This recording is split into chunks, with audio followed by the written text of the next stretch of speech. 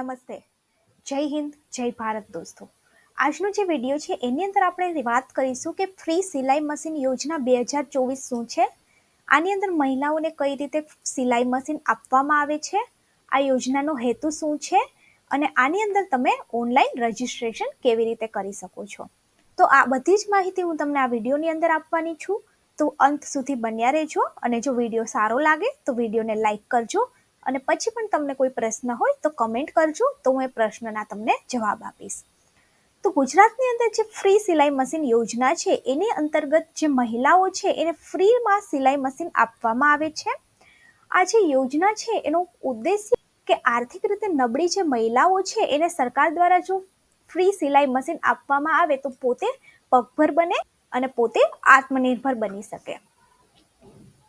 હવે આ યોજનાના હેતુની આપણે વાત કરીએ તો આ યોજનાનો જે હેતુ છે એ રાજ્યના ગરીબ અને આર્થિક રીતે નબળા વર્ગના જે પરિવારની મહિલાઓ છે એને મફત સિલાઈ મશીન આપવાનું છે.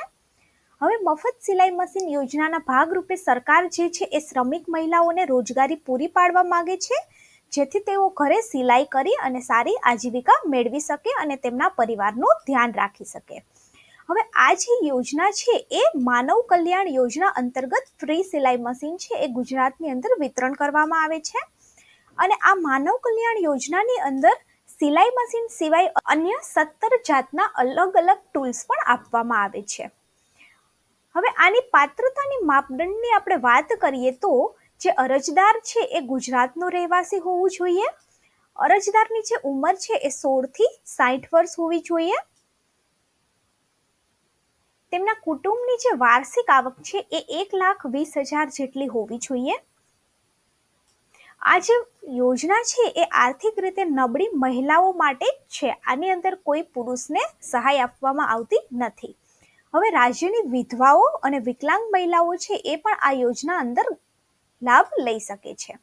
હવે આની અંદર આપણે જરૂરી દસ્તાવેજની વાત કરીએ તો એમાં જે અરજદાર છે એનો આધાર કાર્ડ, એમનો ઉંમરનો પુરાવો, ઉંમરના પુરાવા તરીકે તમારા કોલેજનું LC અથવા તો તમારો જન્મ પ્રમાણપત્ર જે છે એ માન્ય ગણવાની અંદર આવે છે. ત્યારબાદ રહેઠાણનો પુરાવો, રહેઠાણના પુરાવાની અંદર પણ આધાર કાર્ડ, ત્યારબાદ તમારું ડ્રાઇવિંગ લાયસન્સ યા તો તમારું જે લાઇટ બિલ હોય છે એ માન્ય ગણવામાં આવે છે. આવકનો પુરાવો, તો આવકનો પુરાવાની અંદર જો તમે લાસ્ટ યર તમારું IT રિટર્ન ફાઇલ કરેલું હોય તો એ અથવા તો તમારો જે આવકનો દાખલો મામલતદાર પાસેથી કઢાવેલો હોય તે આની અંદર તમારે પુરાવા રૂપે જોડવાનો હોય છે. હવે જો અરજદાર વિકલાંગ હોય તો એ કિસ્સામાં તેનું અપંગતાનું પ્રમાણપત્ર જોઈશે. જો અરજદાર મહિલા વિધવા હોય તો તેનું નિરાધારનું જે પ્રમાણપત્ર હોય છે તે પણ આની અંદર દસ્તાવેજ રૂપે આપવાનું હોય છે. ત્યારબાદ તેમનો મોબાઈલ નંબર અને તેમનો પાસપોર્ટ સાઇઝનો ફોટો. તો આટલા જે ડોક્યુમેન્ટ્સ છે તમે જ્યારે ફોર્મ ભરવા બેસો ત્યારે તમારે હાથ વગા રાખવાના હોય છે. હવે આના રજીસ્ટ્રેશન અને અરજીની આપણે વાત કરીએ તો કુટીરની જે ગુજરાત સરકારની વેબસાઇટ છે ત્યાંથી આનું જે રજીસ્ટ્રેશન છે એ ઓનલાઈન થાય છે. તો ચલો આપણે જોઈએ રજીસ્ટ્રેશન કરવાની પ્રોસેસ. સ્ટેપ બાય સ્ટેપ હું તમને માહિતી આપવાની છું કે આની અંદર તમે કેવી રીતે ઓનલાઈન રજીસ્ટ્રેશન કરી શકો છો. તો સૌથી પહેલાં તો તમારે આ વેબસાઇટની ઉપર જતું રહેવાનું. તમે જેવું આ વેબસાઇટ ઉપર જશો એવું આ એક પેજ ઓપન થઈ જશે. જો તમે પહેલેથી જ લોગિન કરેલું હશે તો તમારું એક લોગિન ID અને તમારો પાસવર્ડ હશે એ તમારે અહીંયા પર નાખી અને લોગિન કરવાનું રહેશે.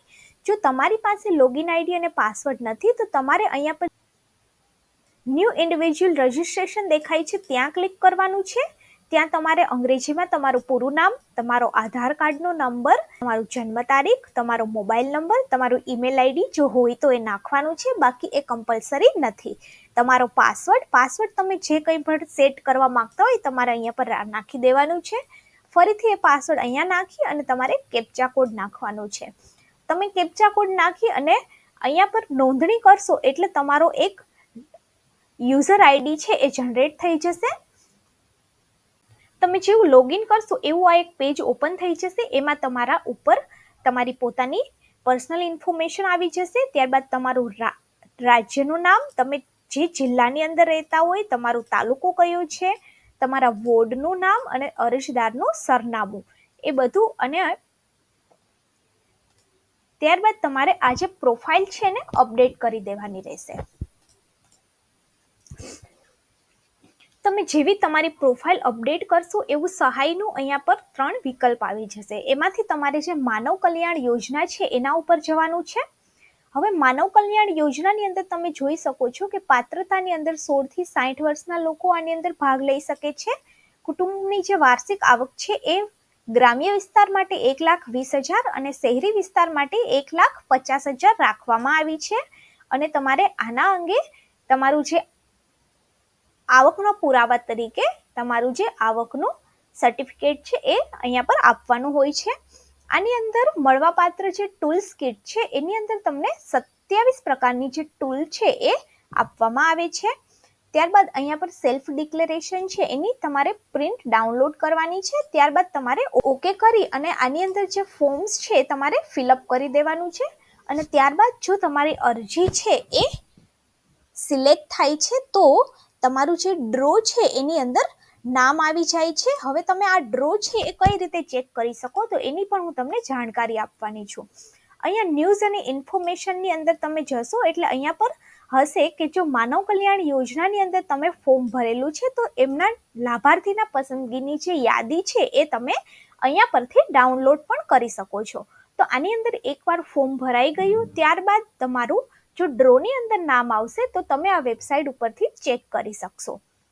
તો જો આજનો આ વિડીયો તમને સારો લાગ્યો હોય તો વિડીયોને લાઇક કરી દો અને ચેનલને સબસ્ક્રાઇબ કરી દો.